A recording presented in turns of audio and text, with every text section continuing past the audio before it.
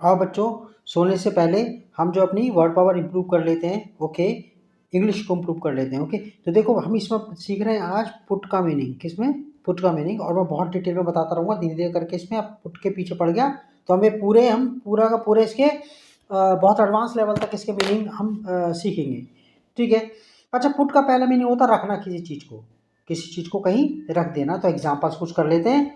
जैसे put the book put the book down here, put the book down here इस किताब को यहाँ नीचे रख दो, इस किताब को यहाँ नीचे रख दो।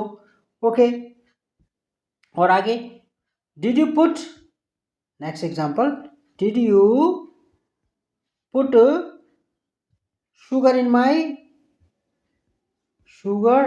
my tea, क्या आपने मेरी चाय में चीनी डाली थी।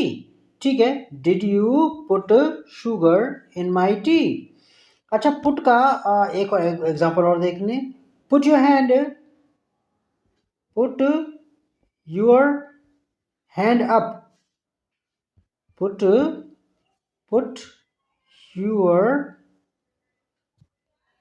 Hand up if you want, okay, if you want या नीड मोर पेपर, पेपर देते समय होता है ना कि अभी पेपर। ठीक है, तो कहता पुट योर हैंड अप, अपना हाथ ऊपर कर देना। इफ यू वांट या फिर नीड मोर पेपर, अगर तुम्हें ज़्यादा पेपर की ज़रूरत है तो तुम अपना हाथ ऊपर कर देना। अच्छा, पुट का नेक्स्ट जो मतलब है वो है जैसे अपना हाथ किसी में डाल देना, कोई पेंसिल किसी में डाल देना।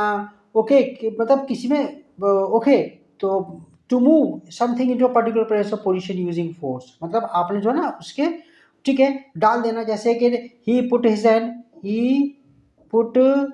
हिज हैंड्स, जैसे उसने his hands into his pocket, उसने अपने हाथ पॉकेट में डाल दिए। ठीक है, he put his hands into his pockets, या पॉकेट या ठीक है ना, अपनी पॉकेट में डाल लिए। ओके, और आगे इसमें जो है ही पुट हिज फिस्ट, जैसे ही पुट हिज फिस्ट, उसने अपना जो मुक्का था, ठीक है ना, his fist through a glass door. Through मतलब आपको मैं बता दूं, थ्रू होता में से, जैसे आप खिड़की में से आर पार डाल दो। Through the glass door, glass, तो अपने हाथ अंदर घुसेड़ दिया। ही पुट इज फिस्ट, ओके, मुट्ठी बना करके थ्रू द ग्लास डोर, अंदर ग्लास डोर में अंदर डाल दिया उसने। अच्छा, पुट का मतलब नेक्स्ट होता है तीसरा मतलब, जैसे किसी बच्चे को हॉस्टल में डाल देना, स्कूल में डाल देना, अनाथ आश्रम में डाल देना, तो उस कंडीशन में। ठीक है ना। ओके, किसी चीज को, जैसे कि हर फैमिली, उसकी फैमिली ने पुट हर, उसे डाल दिया, ठीक है ना, in a hostel, hostel in a hostel. तो her family put her in a hostel, उसे एक हॉस्टल में डाल दिया। ठीक है ना। और ये अच्छा रहेगा कि तो अगर आप इनटू यूज करो तो into a, okay, into a hostel, into a, her into a hostel, her into a hostel. Okay, तो पुट मतलब किसी चीज को किसी में डाल दें, तो हर फैमिली, उसकी फैमिली ने पुट हर, उसको डाल दिया इनटू अ हॉस्टल, एक हॉस्टल में डाल दिया, एक हॉस्टल में डाल दिया।